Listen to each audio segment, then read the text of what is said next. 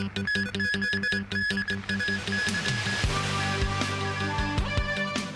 Chungkwano-Lamton Tunnel and the Cross Bay Link open to traffic.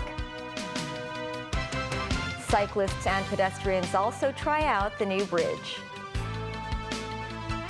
And the chief executive says pandemic restrictions on cross-border truck drivers will be eased soon.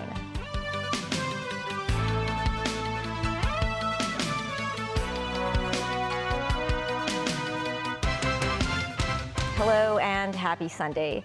The Chungkwano-Lamton Tunnel and the Cross Bay Link opened to traffic today. Dozens of drivers who took the new route in the morning said insufficient traffic instruction signs had caused confusion. Christy Khan reports. Before 8 o'clock this morning, multiple motorcycles from Chungkwano Town Center were heading to the Cross Bay Link Bridge, which connects Tuking Lane and Lohas Park. Around 10 minutes later, vehicles from Tuking Lane reached Lohas Park via the new bridge. At the same time, the Chagwaling Road entrance to the Chungkwano-Lamton Tunnel also opened earlier than scheduled. However, a line of traffic could be seen due to the large number of vehicles. And the tunnel's Tuking Lane entrance was the last one to enter service. This driver who lives in Chungkwano said it was an emotional moment for him to be able to drive across the new bridge while enjoying the sea view. However, some people found that it was confusing to take the new route, saying that there were insufficient traffic instruction signs. This man said there was no signage inside the tunnel until near the exit to remind drivers which lane they should take for their destinations. Lawmaker Stanley Lee said more temporary signs have to be set up so that drivers can choose their lane earlier. The Transport and Logistics Bureau estimates that using the tunnel and Cross Bay Link can reduce the traveling time between Lohas Park and Kwun Town Center by up to around 20 minutes during peak hours in the morning. In the afternoon, however, the traffic conditions got busy at the tunnel's Chagwaling Road entrance. The Bureau called on motorists to use alternative routes to travel to Chungkwano. The police said they would deploy more manpower tomorrow to crack down on illegal parking in the region. Christy Khan, TVB News. Another highlight of the Cross Bay Link is its cycle track and footpath. As Sharon Tang tells us, it only takes 12 minutes to cycle from Tuking Lane to Lohas Park via the bridge. The Cross Bay Link opened to traffic at 8 o'clock this morning. Some residents like this man woke up early today to witness the historic moment, and he even brought along his breakfast. History will remember this as the city's first marine viaduct with a cycling track and footpath. This woman said she had waited for this link for 25 years. That's how long she has lived in Chungkwano. Some enjoyed a morning jog on the bridge, while others brought along their pets or took as many selfies as they could. But this resident said it's better to have shelters because it's either too windy or too sunny up here. Meanwhile, the new Cross Bay Link today attracted many cycling enthusiasts to try out the new route. This cyclist said some techniques are needed in the uphill section as it requires some energy and it can be very windy. Our reporter also joined the hype to try cycling from Tuking Lane Station to Lohas Park. It only took him 12 minutes to complete the trip. Considering the time needed to wait for the train and the train ride itself, perhaps it's quicker to cycle than to take the MTR to travel between the two places. Meanwhile, on Chishin Street, this bicycle shop earlier bought 100 more bikes just for the new bridge. Up until this afternoon, there were only 20 bikes left in the store after 130 bicycles were rented out. With many people trying out the new cycling track on the Cross Bay Link, the shop operator expects the rush will persist through the Lunar New Year. Sharon Tang, TVB News. Secretary for Transport and Logistics Lam Sai-hung has called the MTR blunders in recent months unacceptable. He also explained how the $30 difference in toll rates of the city's 3 road crossings can help divert traffic from congested tunnels. Sharon Tang again. Within a month, MTR train incidents happened one after another, which saw doors torn off and trains malfunctioned. They are not acceptable to government. They are not, in public, they are not acceptable. Speaking to TVB News, Transport Secretary Lam Sai-hung slammed the MTR Corporation for the repeated blunders.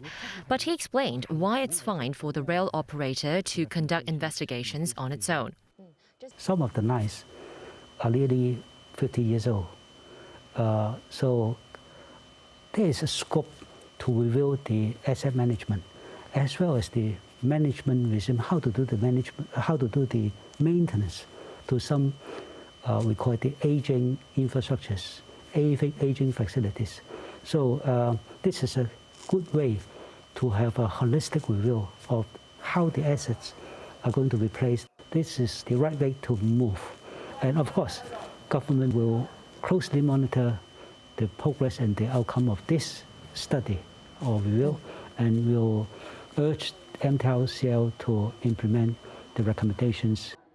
On top of railway matters, the Transport and Logistics Bureau is set to propose toll adjustments for the city's 3 road harbour crossings in August next year. Looking back, the previous administration had only suggested a $10 difference between the toll rates of the Western Harbour Crossing and the other 2 cross-harbour tunnels. As for the current administration, a $30 difference. Lam thinks the community shouldn't make a comparison, adding that the usage rate of the Western Harbour Crossing was lower back then. You have to be mindful of the additional traffic generated by the lower toll level. So we raised the Hong Kong and the Eastern Harbour Crossing. This will encourage some people originally using the Hong Kong Tunnel or Eastern Harbour Crossing to shift to the Western Harbour Crossing so as to create the diversion effect. Still, he thinks there's room for discussion over whether the tunnels should charge different toll fees during peak hours and non-peak hours in order to better divert traffic. Sharon Tang, TVB News. Hong Kong reported 14,918 new COVID cases, slightly more than yesterday. Chief Executive John Lee said he hopes pandemic restrictions on cross-border truck drivers will be eased in the coming 2 days. Christy Khan has more. Of the new infections, 14,233 were local. 40 COVID cases were reported among 34 care homes for the elderly and the disabled. Certain classes in free school had to be suspended. 24 more patients died, bringing the death toll to 10,746 during the 5th wave of pandemic. Meanwhile, Chief Executive John Lee said Hong Kong has achieved a consensus with mainland authorities on arrangements of cross-border truck drivers. Lee said Hong Kong's truck drivers will be allowed to pick up or deliver goods directly to mainland destinations without extra operations at border checkpoints. The daily quota limits of truck commuting between Hong Kong and Shenzhen will also be lifted. Lee said the new measures are expected to be enforced within 2 days. As for the Leave Home Safe app, Secretary for Health Lo Chung-mau said authorities will adjust the app but not drop it. With the evolution of the pandemic, there are changes in various ways, so that we may have to adjust some of the function of the Leave Home Safe app. But I must emphasize that emerging infectious disease is something we have to bear in mind. Perhaps in future, we may still need to rely on the Leave Home Safe to fight against other emerging infectious disease. With the mainland recently relaxing several COVID restrictions, some pharmacies have run out of anti-COVID drugs that people buy to send back to the mainland. Lo said there was no need for panic buying, emphasizing that authorities will secure adequate supplies. Christy Khan, TVB News.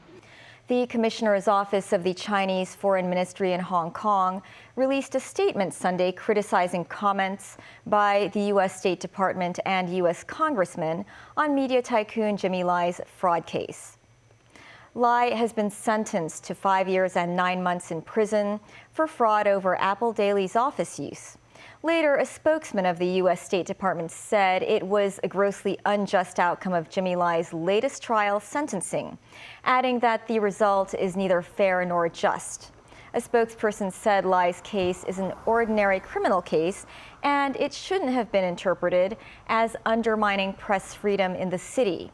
In the statement, the spokesperson also criticized the U.S.'s repeated attempts to smear the trial by Hong Kong courts and support anti-China forces in the SAR.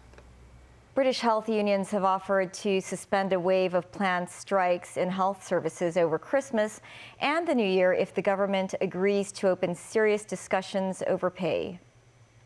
The Royal College of Nursing and Unison said they would consider calling off the strikes if Britain's Health and Social Care Minister, Steve Barclay, agrees to host serious negotiations. The state-run National Health Service has been bracing for a wave of unprecedented industrial action this winter. Up to 100,000 nurses are due to take strike action on December 15th and 20th. Last month, over 10,000 ambulance workers across England and Wales had also voted in favor of industrial action.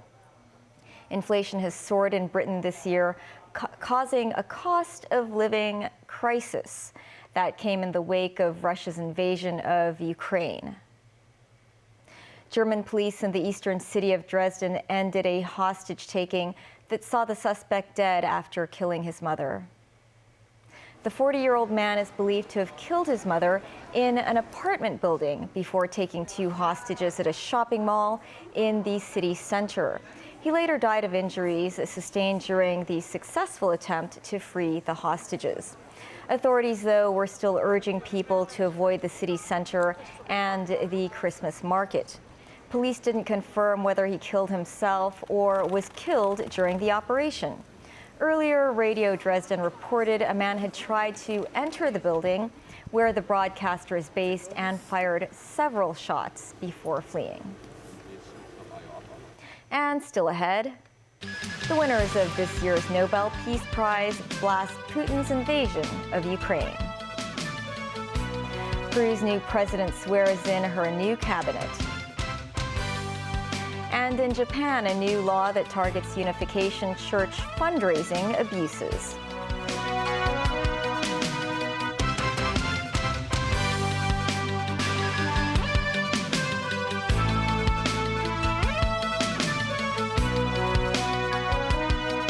Welcome back to TVB News. The Ukrainian military said Russia fired more than 60 rockets at cities across the country on Friday and Saturday, involving about 20 airstrikes. Ukrainian President Volodymyr Zelensky said the situation remains very difficult in several frontline cities where strikes against critical infrastructure are leaving millions without power and water. Ukraine says Russia continues to use Iranian-made drones to attack important facilities, though Russia says they are legitimate targets. Nazvi Karim reports. Just days ago, United States security officials said Russia was seeking more high-tech weaponry from Iran, such as drones and ballistic missiles, to pursue its military objectives in Ukraine. The drones have proven to be a key part of Russia's strategy, with Ukrainian officials saying they have battered the port of Odessa, hitting 2 energy facilities and knocking out power for around 1.5 million people in the area. The United States believe the Russia-Iran weapons partnership could become more deadly as the war in Ukraine drags on. We expect Iranian support for the Russian military to only grow in coming months. We even believe that Iran is considering the sale of hundreds of ballistic missiles from Iran to Russia. We've said that before. We have also seen reports that Moscow and Tehran are considering the establishment of a joint production line for lethal drones in Russia. Ukrainian President Volodymyr Zelensky, in his nightly address, said the situation in the Odessa region was very difficult, and it may take days for authorities to restore electricity. Moscow has been targeting energy and water facilities across Ukraine since being forced to withdraw from many areas in the east and south that they claim to have annexed. Apart from major cities such as the Ukrainian capital Kiev, Russia has been pounding the Bakhmut region in the Donetsk area of the eastern Donbas industrial region. Zelensky says Bakhmut is in ruins after months of Russian strikes, with Moscow identifying the city as key to establishing a stronghold in the occupied regions. A few buildings still stand in Bakhmut and some residents remain, but Ukraine officials say 90% of the pre-war population of 70,000 have fled. Russia says 2 people were killed and 10 injured after Ukraine launched missile attacks on the city of Melitopol in the southeast. They say 2 missiles were destroyed by air defenses, while 4 reached their targets. Nazri Karim, TVB News. The winners of this year's Nobel Peace Prize have been speaking out at the awards ceremony in the Norwegian capital, Oslo. They used the occasion to denounce the war in Ukraine led by Russian President Vladimir Putin. Matthew Bray reports.